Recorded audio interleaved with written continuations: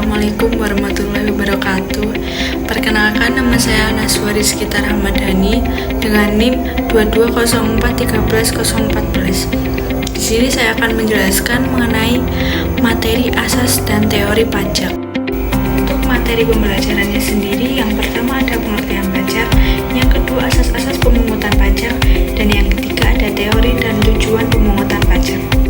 Apa itu pajak?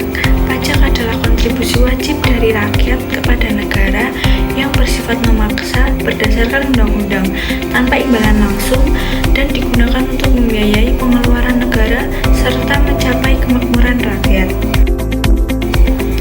Asas-asas pemungutan pajak. Asas pemungutan pajak adalah prinsip dasar atau pedoman yang digunakan pemerintah dalam memungut pajak agar pelaksanaannya berjalan adil, pasti, efisien, dan sesuai dengan kemampuan masyarakat. Asas ini pertama kali dikemukakan oleh Adam Smith dalam bukunya The Wealth of Nations. Selanjutnya ada asas-asas pemungutan pajak menurut Adam Smith. Yang pertama ada asas keadilan. Pajak harus dipungut secara adil dan proporsional sesuai dengan kemampuan wajib pajak. Orang yang memiliki penghasilan tinggi membayar pajak lebih besar daripada yang berpenghasilan rendah atau ability to pay principle. Contohnya, tarif pajak penghasilan atau PPh bersifat progresif, semakin besar penghasilan, semakin besar tarif pajak. Yang kedua, ada asas kepastian. Pemungutan pajak harus jelas dan pasti mengenai subjek, objek, tarif, dan waktu pembayarannya. Tidak boleh ada unsur kesewenang-wenangan dari petugas pajak. Contohnya, ketentuan tarif PPh diatur secara tegas dalam Undang-Undang Pajak Penghasilan. Yang ketiga, ada asas kecocokan. Pajak sebaiknya dipungut pada waktu yang tepat dan dengan cara yang memudahkan wajib pajak. Contohnya, pajak penghasilan dipotong langsung saat wajib pajak menerima gaji setiap bulan. Yang keempat, ada asas efisiensi. Biaya pemungutan pajak harus serendah mungkin, baik bagi pemerintah maupun wajib pajak. Jangan sampai biaya pemungutan lebih besar daripada pajak yang diterima. Contohnya, sistem pajak online atau e-billing untuk menekankan biaya dan waktu administrasi. Asas-asas tambahan dalam sistem perpajakan. Yang pertama ada asas domisili. Negara berhak memungut pajak atas seluruh penghasilan wajib pajak yang berdomisili di wilayahnya, baik dari dalam maupun luar negeri. Yang kedua ada asas sumber. Pajak dikenakan atas penghasilan yang bersumber dari wilayah negara tersebut, tanpa memperhatikan tempat tinggal wajib pajak. Yang ketiga ada nasionalitas. Pemungutan pajak dilakukan berdasarkan kewarganegaraan seseorang. Selanjutnya ada tujuan penerapan asas pajak. Yang pertama, menjamin keadilan dan kepastian hukum. Yang kedua, meningkatkan kepatuhan wajib pajak. Yang ketiga, meningkatkan efisiensi administrasi perpajakan. Yang keempat, menjaga kepercayaan masyarakat terhadap sistem perpajakan. Teori pemungutan pajak. Teori pemungutan pajak menjelaskan alasan dan dasar filosofis mengapa negara berhak memungut pajak dari rakyatnya.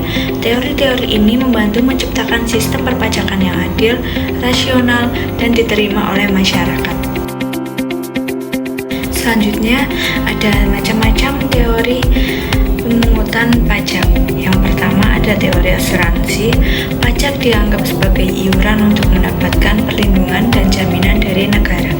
Negara seperti perusahaan asuransi yang memberikan keamanan, perlindungan hukum, dan kesejahteraan bagi warganya. Contohnya, negara menggunakan pajak untuk membiayai kepolisian, TNI, dan infrastruktur publik. Yang kedua ada teori kepentingan.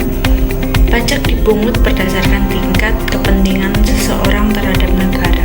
Semakin besar manfaat atau kepentingan seseorang terhadap fasilitas negara, semakin besar pula pajak yang harus dibayar. Contohnya, pemilik usaha besar membayar pajak lebih tinggi karena lebih banyak menggunakan infrastruktur dan layanan negara. Yang ketiga, ada teori daya pikul. Pajak dikenakan sesuai kemampuan ekonomi wajib pajak. Semakin tinggi penghasilan atau kekayaan seseorang, semakin besar pula pajaknya. Contohnya, sistem pajak progresif di Indonesia.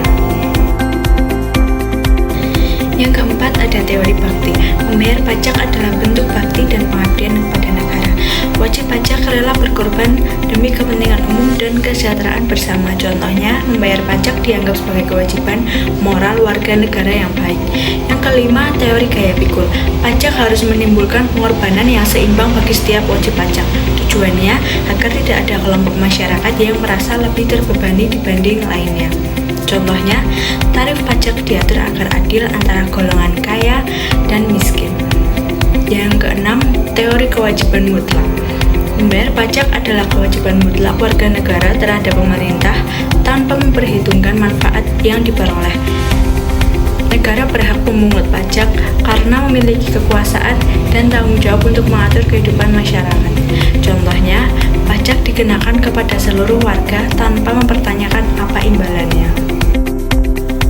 Tujuan ditetapkannya teori pemungutan pajak.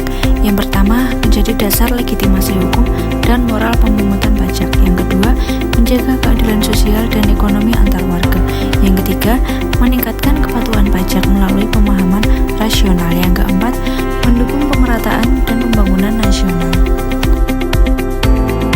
Terakhir, kesimpulan, pajak merupakan kontribusi wajib rakyat kepada negara yang bersifat memaksa berdasarkan undang-undang tanpa imbalan langsung dan digunakan untuk membiayai kepentingan umum serta mencapai kemakmuran rakyat.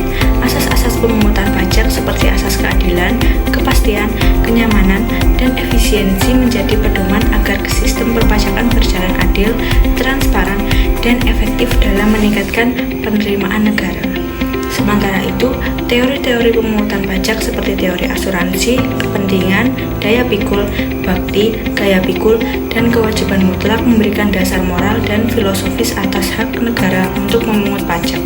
Tujuan utamanya, pemungutan pajak tidak hanya bersifat budgeter untuk menambah kas negara, tetapi juga berfungsi mengatur kegiatan ekonomi, menjaga stabilitas, serta mewujudkan pemerataan pendapatan dan keadilan sosial.